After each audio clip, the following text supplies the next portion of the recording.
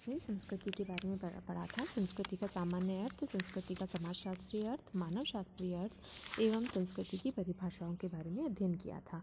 साथ ही मैंने आपको बताया था कि भौतिक और भौतिक संस्कृति क्या है तथा उसमें अंतर क्या है। संस्कृति के लक्षणों के बारे में विवेचना करते हुए आज हम संस्कृति की विशेषताओं के बारे में भी अध्ययन करते हैं। तो संस्कृति के लक्षणों में सर्वप्रथम हम अध्ययन करते हैं संस्कृति की स्वाभाविक विशिष्टता एवं प्रकृति के बारे में। तो मानवशास्त्री क्रोबर ने इथोस और मिडोस दो पक्षों को मिलकर बताया था। उनका मानना था कि प्रत्येक संस्कृति को दो पक्षों में विभाजित किया जा सकता है। इथोस कहा जाने वाला प्रथम पक्ष वह है जिसकी रचना एक संस्कृति की संपूर्ण भावनात्मक समग्रता से होता है। संस्कृति के दो पक्ष हैं, एक बाह्य अथवा औपचारिक जिसे स्पष्ट देखा जा सकता है, तथा संस्कृति का दूसरा पक्ष है आंतरिक गुणों वाला जिसमें अभिरुचि, मान्यताएं आदि होती हैं। उसी प्रकार हम बात करते हैं संस्कृति के अव्यक्त तत्वों के बारे में। तो संस्कृति को दो भागों में विभाजित किया गया है, दो रूपों में, व्यक्त तथा अव्यक्त। मानव इंद्रियों द्वारा हम संस्कृति के व्यक्त रूप को दे सकते हैं तथा कुछ ऐसे अव्यक्त तत्व भी होते हैं जिसके विशेष प्रशिक्षण के पश्चात ही अवलोकन किया जा सकता है। अब हम बात करते हैं संस्कृति निर्धारणवाद की। तो कार्ल मार्क्स के दृष्टिकोण के अनुसार सांस्कृतिक विचारधाराएं, सामाजिक राजनीतिक संरचनाएं सभी आर्थिक संगठन के आधार पर निर्मित होती है। इसके विपरीत संस्कृति निर्धारणवादियों के मतानुसार न केवल आर्थिक संगठन अपितु समाज भी संस्कृति द्वारा निर्धारित होता है। टायलर के मतानुसार संस्कृति मनुष्य को समाज का सदस्य होने के नाते प्राप्त होती है, किंतु संस्कृति निर्धारणवादियों का मानना है कि संस्कृति की अभिवृद्धि एवं क्रियाशीलता संस्कृति के नियमों द्वारा संचालित होती है।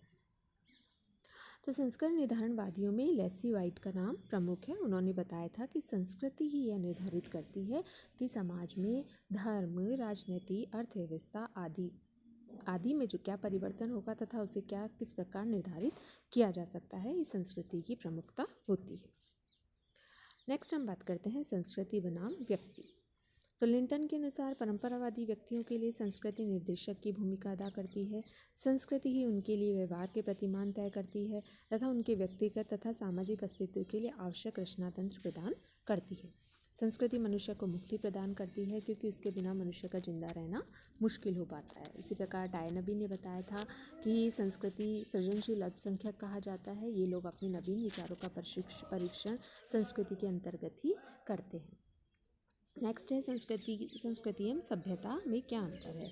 संस्कृति होता है, मार्गन ने बताया था कि संस्कृति इन अवस्थाओं से गुजरती है, सभ्य अवस्था, बर्बर अवस्था तथा सभ्य अवस्था। तो सभ्यता समाज के विकास का ही एक अवस्था होती है जिसमें धातु, कर्म, विज्ञान, लेखन आदि का विकास होता है। मैकाई और जर्मन आदर्शवादी संस्कृति और सभ्यता के बीच एक विशेष प्रकार का अंतर करते हैं। ये विद्वान संस्कृति को मनुष्य की नैतिक, आध्यात्मिक एवं भौतिक उपलब्धि मानते हैं। ये संस्कृति को प्रतीक और मूल्यों की परिचायिका भी मानते हैं। इनके मतानुसार संस्कृति प्राथमिक आधारभूत वस्तु है, हमारे अंतर में विद्यमान है और जो हम कुछ हैं वही संस्कृति है। प्रौद्योगिकी, भौतिक संस्कृति तथा सांस्कृतिक संस्थाओं से इसका निर्माण होता है। यही सांस्कृतिक जीवन के साधनों तथा उपकरणों की समग्रता है। जो कुछ हमारा है वह इस सभ्यता में है। यह संचयमान है तथा अपने आप में न केवल प्रगति होती है बल्कि इसकी अवनति है। अब है संस्कृति और संस्कृति संकुलन क्या है। तो संस्कृति कई तत्वों से मिलकर बनी रहती है, जैसे कि पूजा, आराधना, कर्मकांड, पत्थर के उपकरण आदि। प्रत्येक तत्व संस्कृति तत्व कहलाता है। इसी प्रकार कुछ तत्व जब अर्थपूर्ण ढंग से जुड़ जाते हैं तो संपूर्ण संस्कृति का एक भाग होते हैं, वो संस्कृति संकुल कहलाते हैं। इसी प्रकार संस्कृति संकुल जब संस्कृति विशेषज्ञों का अर्थपूर्ण सहयोग होता है तो संपूर्ण संस्कृति का एक भाग होता है। अब हम बात करते हैं संस्कृति की विशेषताओं के बारे में। तो संस्कृति की प्रथम विशेषता में अभी यदि हम बात करें तो संस्कृति एक सीखा हुआ व्यवहार होता है। जैसा कि हॉवेल ने बताया था कि संस्कृति सीखे हुए व्यवहार प्रतिमानों का एक योग होता है जो प्राणी शास्त्रीय विरासत का परिणाम नहीं बल्कि किसी समाज के सदस्यों की विशेषता होती है। यानी किसी बच्चे का जब जन्म होता है तो उस समय वह एक जैविकीय प्राणी होता है, लेकिन जब वह समाज के संपर्क में आता है, सामाजिकरण की प्रक्रिया के द्वारा वह संस्कृति का एक तत्व बन जाता है, संस्कृति को अपनाता है तथा समाज का एक भाग बन जाता है। तो वह संस्कृति को सीखता है कि उसके समाज की संस्कृति कैसी है। इसमें संस्कृति की विशेषता स्पष्ट है कि संस्कृति सीखी जाती है, वह शारीरिक विशेषताओं के समान वंशानुक्रम द्वारा प्राप्त होती है। मनुष्य जन्म के समय किसी संस्कृति को नहीं जानता, धीरे धीरे व्यक्ति का समाजीकरण होता है और वह समाज के व्यवहार प्रतिमानों को सीखता है। नेक्स्ट है हस्तांतरित। तो सीखे जाने के गुण के कारण ही संस्कृति की विशेषता है। इसे एक व्यक्ति से दूसरे व्यक्ति, एक पीढ़ी से दूसरी पीढ़ी को हस्तांतरित किया जा सकता है। इन संचरण की प्रक्रिया में भाषा एक महत्वपूर्ण साधन है जो केवल मानव की ही विशेषता होती है, किंतु मानवतर प्राणी भाषा नहीं जानते हैं, इसलिए वे अपनी संस्कृति का संचालन भी नहीं कर सकते हैं। तो मानव भाषा के साथ ही अपने ज्ञान को आगे बढ़ाता है। उसे कौन सी ज्ञान, कौन सी शिक्षा की आवश्यकता होती है, यह वह करता है। तो नेक्स्ट हम बात करते हैं विशिष्टता का गुण। चूँकि प्रत्येक समाज की अपनी एक संस्कृति होती है, उसकी एक विशिष्टता होती है। तो संस्कृति हर एक समाज की सामाजिक आवश्यकताएं भिन्न भिन्न होती है और इसी के अनुसार उसके समाज की संस्कृति होती है।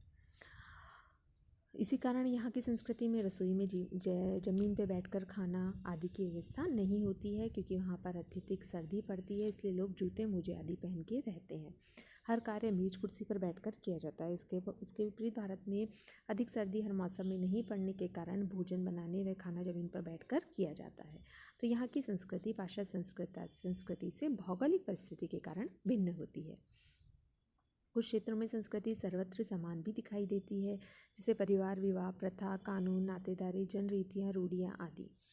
इसी के आधार पर मोडॉक एवं विल्स ने कहा था कि ऊपरी तौर पर संस्कृति में भिन्नता दिखाई देती है, किंतु गहराई से देखने पर इसमें समानता ही दृष्टिगोचर होती है।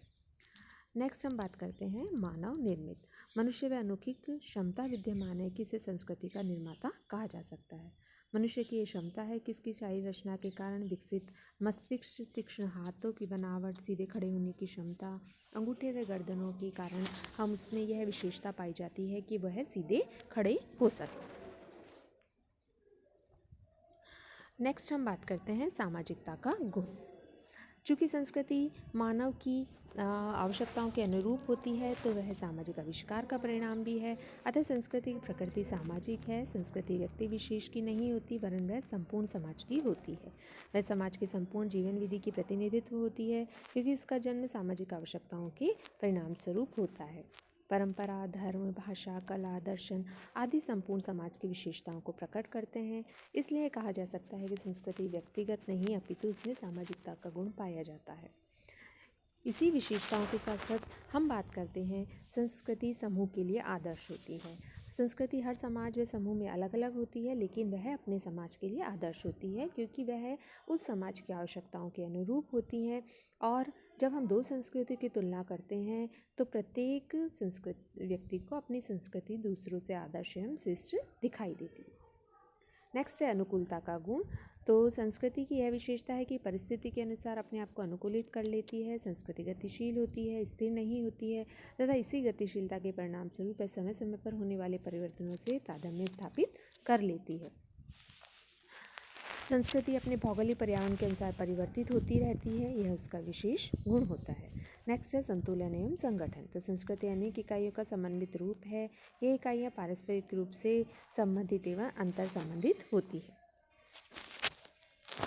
नेक्स्ट हम बात करते हैं संस्कृति का एक और गुण है, संस्कृति आवश्यकताओं की पूर्ति करती है। संस्कृति अभिव्यक्ति होती है, ये एक सबसे इम्पॉर्टेंट इसकी विशेषताओं में आता है। संस्कृति अभिव्यक्ति होती है, यानी कि संस्कृति व्यक्ति के ऊपर होती है। संस्कृति की विशेषता है कि संस्कृति को अभिव्यक्ति कहा जाता है, यानी संस्कृति एक व्यक्ति की नहीं होती, अपूर्ण संपूर्ण समाज एवं समूह की होती है। यदि मनुष्य ही संस्कृति का निर्माता है, तो इसके उपरांत भी संस्कृति की निरंतरता था उसका अधिकार व्यक्ति विशेष पर निर्भर नहीं करता है। वह तो संपूर्ण समूह की विशेषता हैं। प्रथाएं, रूढ़ियाँ, परंपराएं आदि व्यक्ति विशेष द्वारा नहीं होती, अपितु समूह द्वारा निर्मित होती है। तो हम ये कह सकते हैं कि कोई भी व्यक्ति इसमें अपना योगदान दे सकता है, लेकिन ऐसा नहीं है कि यह व्यक्ति की निरंतर एक क्षमता तक ही विकसित है, अपितु यह संस्कृति से ऊपर होती है, व्यक्ति से ऊपर होती है। इसी प्रकार संस्कृति अधिसमावी होती है। तो क्रोबर ने संस्कृति को अधिसावयवी कहा। अधिसावयवी कहने का मतलब है कि जैविक क्षमताएं संस्कृति भिन्न भिन्न प्रकार की प्रघटनाएं। संस्कृति को जैविकीय ऊंचा माना जाता है, क्योंकि संस्कृति ही मानव जीवन को नियंत्रित एवं निर्देशित करती है। इससे प्रभावित हुए बिना मानव का अस्तित्व नहीं है। संस्कृति को उसके अनुसार ही चलना पड़ता है। साथ ही जैविक या स्वाभाविक घटनाएं भी संस्कृति की जनक नहीं हो सकती, क्योंकि संस्कृति वंशानुसंकरण द्वारा किसी व्यक्ति को प्राप्त नहीं होती। तो इस प्रकार प्राणी शास्त्रीय क्षमताएं संस्कृति से भिन्न होने के कारण शारीरिक विशेषताओं के समान सांस्कृतिक विशेषताएं वंशानुक्रम से व्यक्ति को प्राप्त न होने के कारण संस्कृति अधिशाव्यवी होती है। संस्कृति ही व्यक्ति के जीवन को दिशा निर्देश करती है और उसे नियंत्रित भी करती है। तो इस प्रकार आज हमने संस्कृति की विशेषताओं के बारे में अध्ययन करा है। नेक्स्ट क्लास में हम सामाजिक प्रतिमान के बारे में अध्ययन करेंगे। धन्यवाद।